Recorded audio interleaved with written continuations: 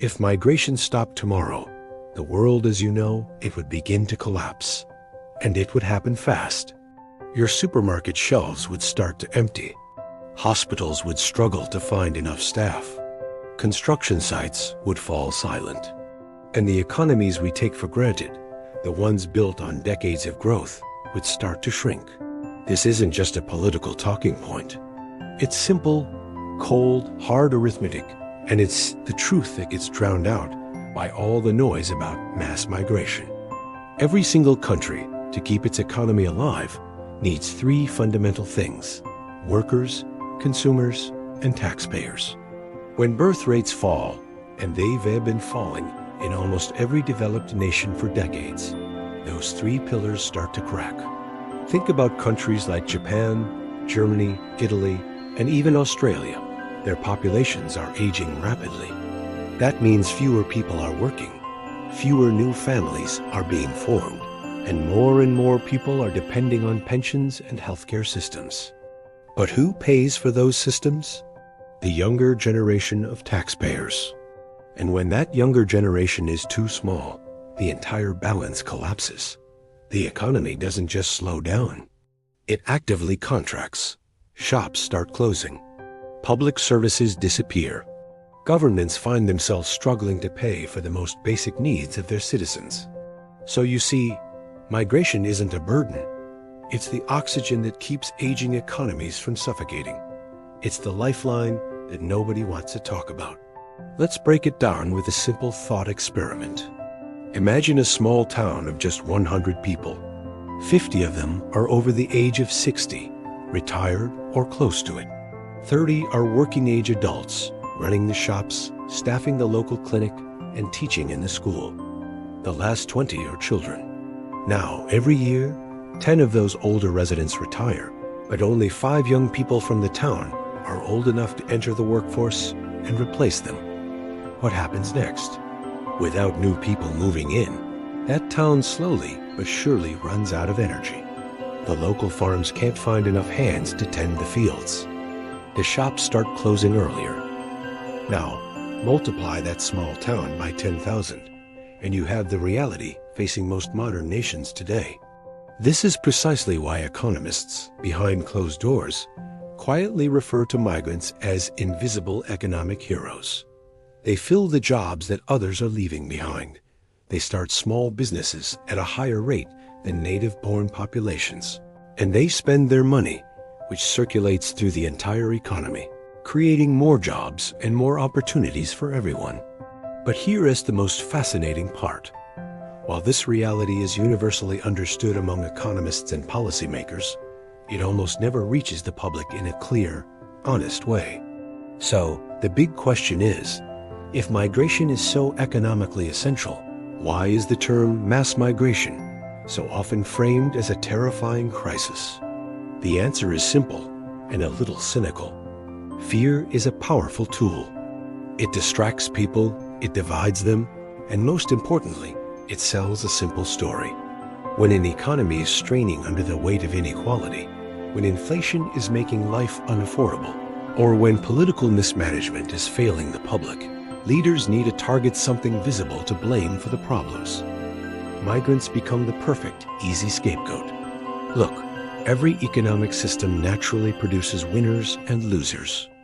But instead of tackling the deep, structural issues like stagnant wages for the working class, the crisis of unaffordable housing, massive corporate tax avoidance, or jobs being lost to automation, the narrative, it's shifted. Suddenly, the story is, it's the migrants' fault. This is a diversion tactic as old as history itself.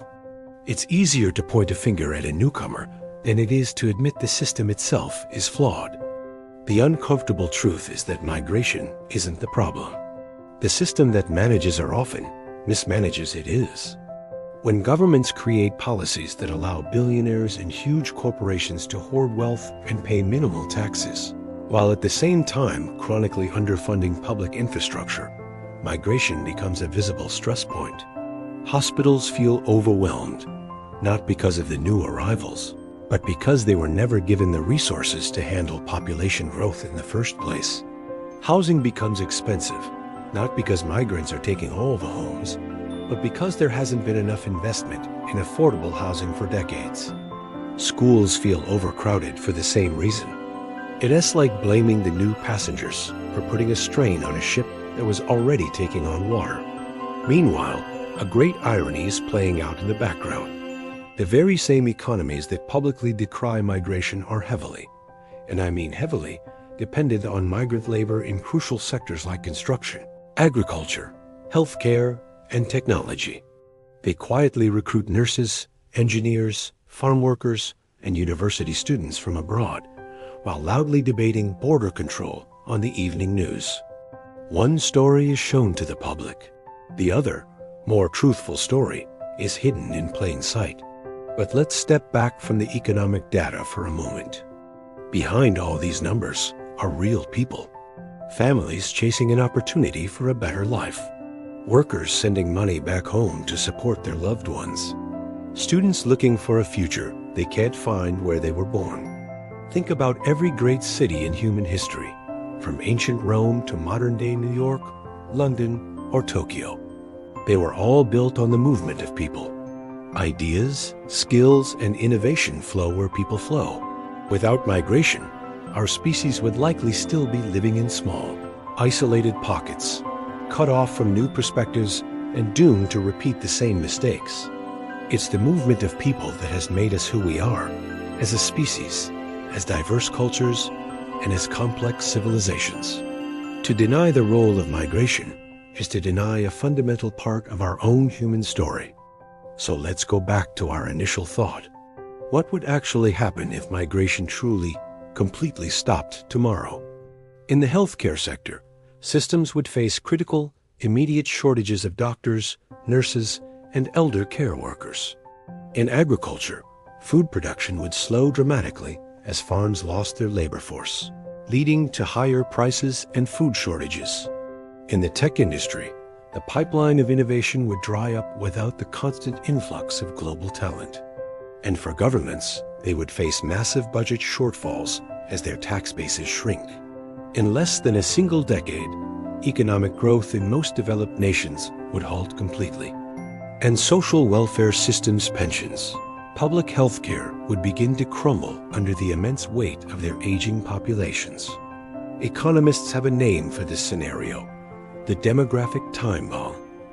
And for many countries, migration is the only thing preventing that bomb from exploding. So when you hear people arguing about mass migration, it's important to realize they're often arguing about the wrong thing entirely. The real issue isn't the number of people crossing borders. It's how our societies choose to manage opportunity, how we ensure fairness, and how we distribute resources and wealth. The question we should be asking isn't how do we stop migration? It should be, how do we build intelligent, humane systems that integrate people effectively, share prosperity fairly, and build a society that works for everyone, both newcomers and long-term residents? Because migration isn't a temporary crisis or a short-term fix.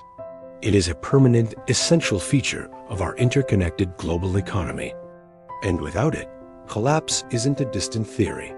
It's a countdown that has already begun. In the end, migration isn't the enemy. It's a mirror. It reflects a society's true character, how it treats outsiders, how it shares its wealth, and how honestly it plans for its own future. Also, when people talk about migrants, they usually picture the ones they see every day: the delivery riders, the drivers, the shop attendants, the students serving coffee. They're visible, and they're the face of migration that everyone meets on the street. But what's rarely seen are the thousands of skilled professionals who also migrated. The engineers building infrastructure, the accountants keeping companies running, the doctors and researchers holding the health system together. Migration fills every layer of the economy, not just the ones we notice. The problem isn't who migrants are, it's how narrowly the story about them is told. If we keep blaming the mirror for showing us the cracks in our own walls, we will never, ever fix the house that we all have to live in. Thanks for watching.